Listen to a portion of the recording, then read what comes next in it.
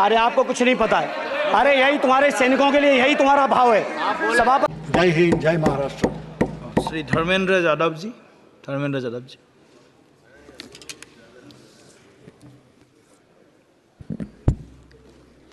धन्यवाद सभापति महोदय।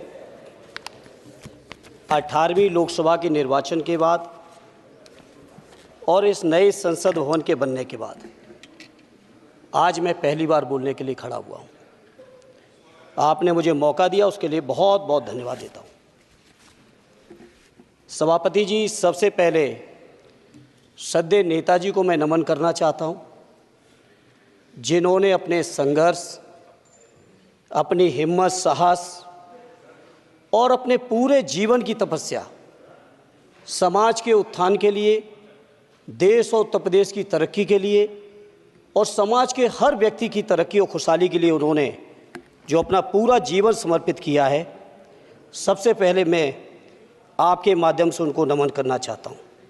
माननीय सभापति महोदय, श्रद्धेय नेताजी ने हम लोगों को अपने समाजवादी विरासत में इंसाफ और इंसानियत, न्याय और हक की लड़ाई करना सिखाया है और उस लड़ाई को हम लोग बखूबी अपने नेता आदरणीय अखिलेश यादव जी के नेतृत्व में शानदार तरीके से उस विरासत को न केवल लड़ रहे हैं, बल्कि नेताजी के हर सपने को पूरा करने तक हम लोग चुप बैठने वाले नहीं हैं। सभापति महोदय, बजट एक व्यापक विषय है और जब इस विषय के बारे में सोचते हैं तो समझ में नहीं आ रहा कि कहाँ से शुरू करें, क्योंकि देश में आज कोई वर्ग नहीं बचा है। कुछ चुनिंदा उद्योगपतियों के बारे में बात नहीं करूंगा, लेकिन देश के 140 करोड़ लोगों में से कम 95% लोग ऐसे हैं जो आज पूरी तरह से बर्बाद है। एनडीए की ये सरकार 11वां बजट पेश कर रही है, लेकिन इस 11वें बजट के बावजूद अगर मैं देखता हूं तो समाज की जो गरीबों के लिए सबसे ज़्यादा ज़रूरी चीज़ें हैं, स्वास्थ्य का है तो स्वास्थ्य 2023 और 24 में बजट घटा दिया है। किसानों का बजट जहां यूपीए के सरकार के समय 2014 तक 5.5 था, वहीं 24 आते आते ये 3.15 रह गया है।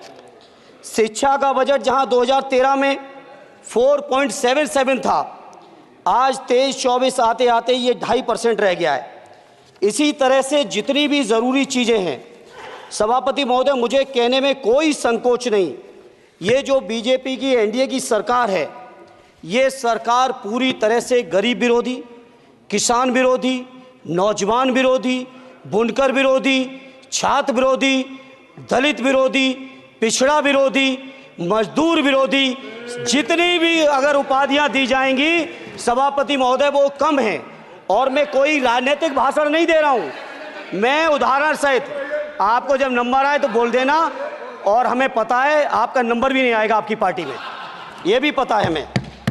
सभापति महोदय, श्रद्धेय नेताजी ने हमेशा कहा है कि चुनाव में या जनता के बीच किया हुआ वादा अगर आप पूरा नहीं करते हैं तो वो भी एक सबसे बड़ा भ्रष्टाचार है, और उस भ्रष्टाचार में अगर किसी ने वर्ल्ड रिकॉर्ड बनाया है तो बीजेपी की और एनडीए की सरकार ने बनाया है। सभापति महोदय, 2014 के चुनाव के समय प्रधानमंत्री जी ने वादे किए कि 2 करोड़ रोजगार हर साल मिलेंगे। स्वामीनाथन जी, जिनको भारत रत्न दिया है सरकार को, मैं धन्यवाद देता हूं, लेकिन वो धन्यवाद अधूरा है जब तक उनकी सिफारिशों को नहीं मानते हो। 2007-8 से लगातार मांग चल रही है देश में कि स्वामीनाथन जी की जो सिफारिश है किसानों को 1.5 गुना समर्थन मूल्य देने का, एमएसपी की गारंटी देने का, कानूनी हक और अधिकार देने का, उस गारंटी को आज तक नहीं माना, आज तक नहीं माना, आज तक नहीं माना। स्वामीनाथन जी को आज तक नहीं माना। अध्यक्ष जी, डिस्टर्ब ना करिए। सभापति महोदय, मेरा टाइम इसमें काउंट नहीं होगा।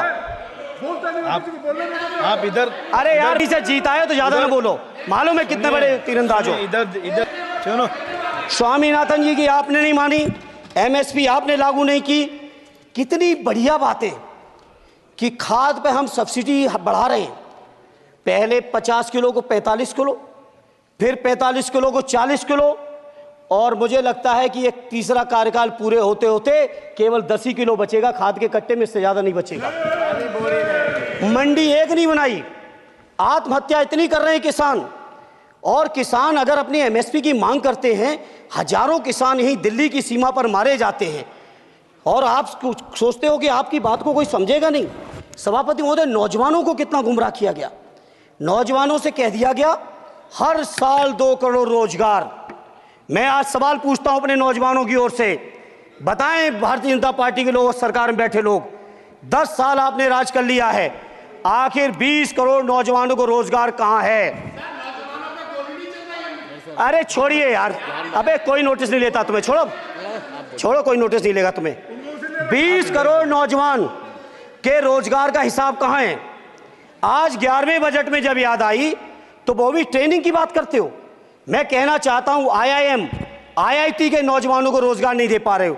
आप सोच रहे हो इंटर्नशिप के इस छोटे से शगुफे से नौजवान खुश होंगे? देश के नौजवान खुश होने वाले नहीं है। सभापति महोदय, शिक्षा के मसले पर लगातार बजट घटाया जा रहा है, लगातार सरकारी शिक्षा कम की जा रही है, और ये बीजेपी की सरकार की लगातार प्रयास है कि नौजवान शिक्षित होंगे तो सवाल पूछेंगे। देश की JNU से लेके BHU से लेके MU से लेके जितने बड़े संस्थान हैं, सारे संस्थानों को बर्बाद कर दिया है। एक भी दलित, एक भी पिछड़े, कहीं आपका वाइस चांसलर नहीं है।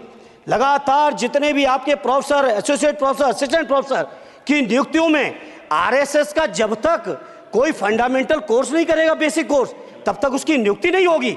आप क्या सोच रहे हो देश नहीं देख रहा है नौजवान? UGC का बजट लगातार कम किया जा रहा है। मेरा खुला आरोप है इस सरकार पर कि ये सरकार शिक्षा को प्राइवेट करके, शिक्षा को मुट्ठी भर उद्योगपतियों के हाथों में देके, शिक्षा को चुनिंदा लोगों के हाथ में देके, देश के 140 करोड़, जिसमें मैं समझता हूं 90% लोग गरीब हैं, उन गरीबों के हाथों से शिक्षा को छीनने का ये जो आपकी सरकार षड्यंत्र कर रही है, इसके लिए हम लोग इस मौके पे विरोध करते हैं।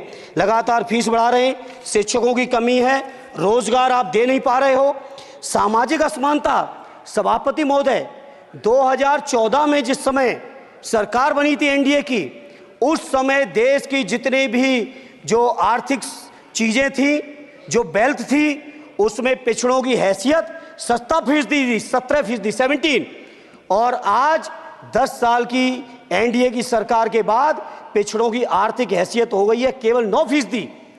मैं कहना चाहता हूं चुनौती के साथ, वित्त मंत्री अपने जवाब में बता दें, अनुसूचित जनजाति का एक भी व्यक्ति देश में अरबपति हो तो बता दो, एक भी अरबपति हो तो बता दो, एक भी दलित को अरबपति आपने बना दिया हो तो बता दो, एक भी पिछड़े को बना दिया हो तो बता दो। आप जवाब में दे देना, आप डेटा दे देना, आप डेटा दे देना, हमारी दबाव नहीं रुकेगी।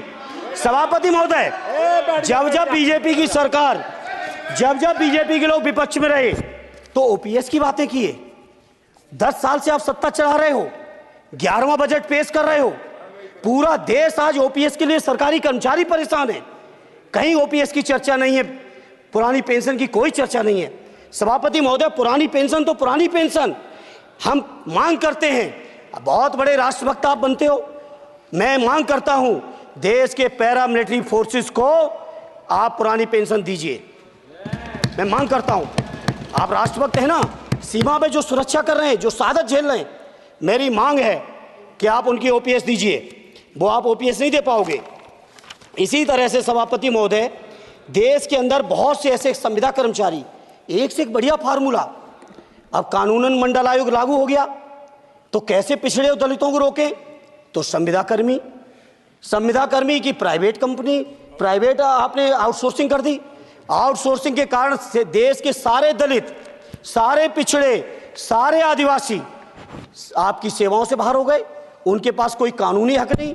तो ये जो आरक्षण को खत्म करने के तरह तरह के जो आप लोग षड्यंत्र अपना रहे हो, इस षड्यंत्रों को देश का जनमानस पूरी तरह से जान भी चुका है, पहचान भी चुका है, और इसीलिए उत्तर प्रदेश से तो आपको कर ही दिया है बाहर, देश से भी बाहर जल्दी करेंगे, और हमारे साथी मिलकर दूसरे प्रांतों से भी बाहर करेंगे। इसी तरह सभापति महोदय, हम मांग करते हैं, आप सोचिए उत्तर प्रदेश अकेले के अंदर, देश के हालात मुझे नहीं पता और बदतर होंगे, अकेले उत्तर प्रदेश में 1000 से ज़्यादा शिक्षा मित्र आत्महत्या कर चुके सभापति महोदय। कोई सरकार के कान पे जू नहीं रेंग रही है। किसान आत्महत्या कर रहे हैं, इन्हें कोई मतलब नहीं। अनुदेशकों को तनख्वाह नहीं मिल रही है समय से, कोई मतलब नहीं। आंगनबाड़ी महिलाएं परेशान हैं, इनको कोई मतलब नहीं सभापति महोदय। आपकी आशा बहुएं, आपकी ये रसोईया महिलाएं, आपकी आंगनबाड़ी, पंचायत सहायक, रोजगार सेवक, मैं समझता हूं सभापति महोदय यहाँ बैठे हर सदस्य के पास इनके क्षेत्रों का ये डेलीगेशन जरूर मिलता होगा और मांग करता होगा कि कम से कम हमारा मानदेय बढ़ाया जाए, हमें स्थायी किया जाए।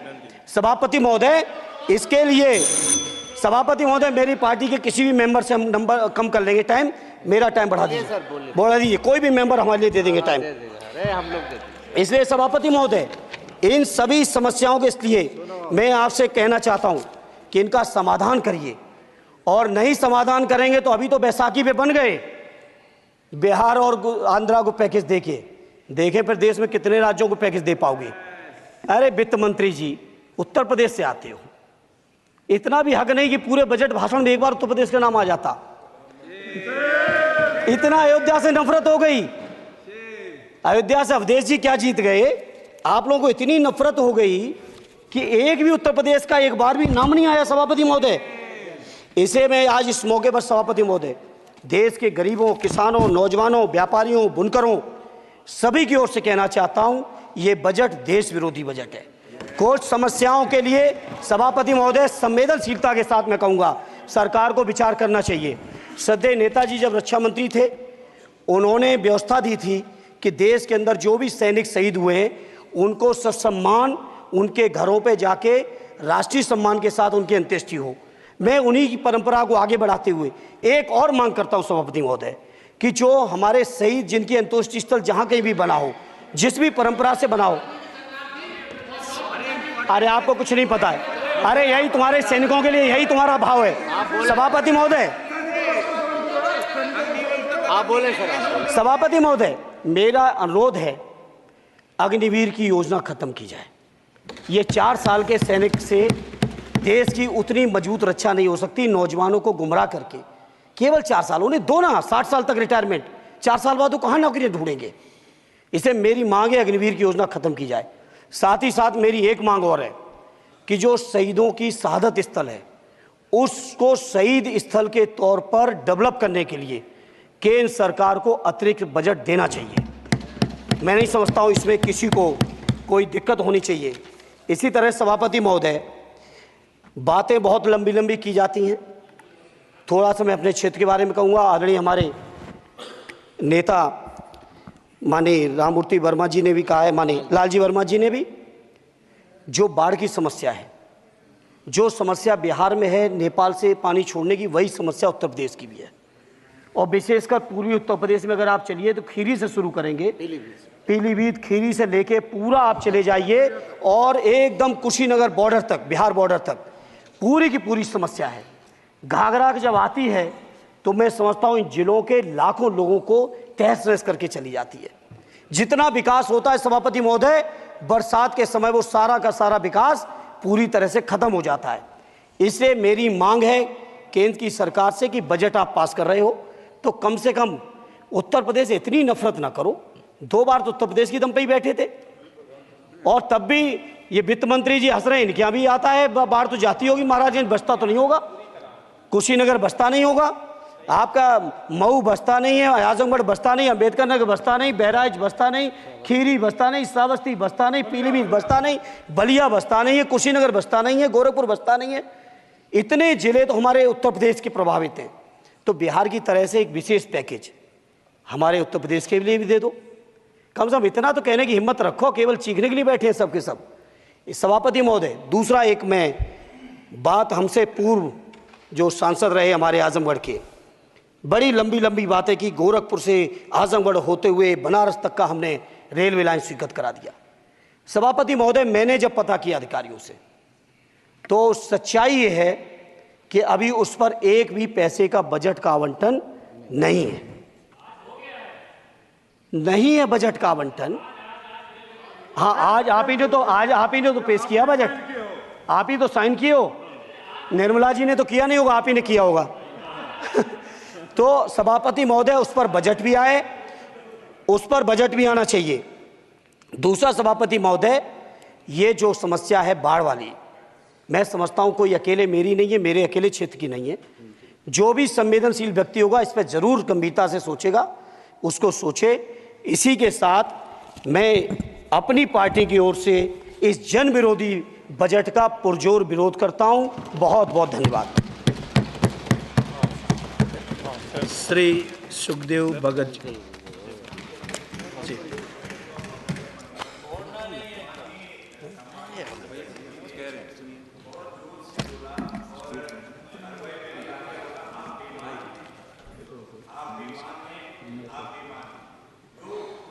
असंसदीय है मान्यवर, मेरा निवेदन रहेगा, वैसे तो भाषा शैली हमें सभी को ठीक करनी चाहिए, लेकिन ये अगर कहीं ये शब्द आ गया हो, अगर कहीं ये शब्द कार्रवाई में आ गया हो तो मान्यवर निवेदन है उसे हटा दिया जाना चाहिए। देख लें।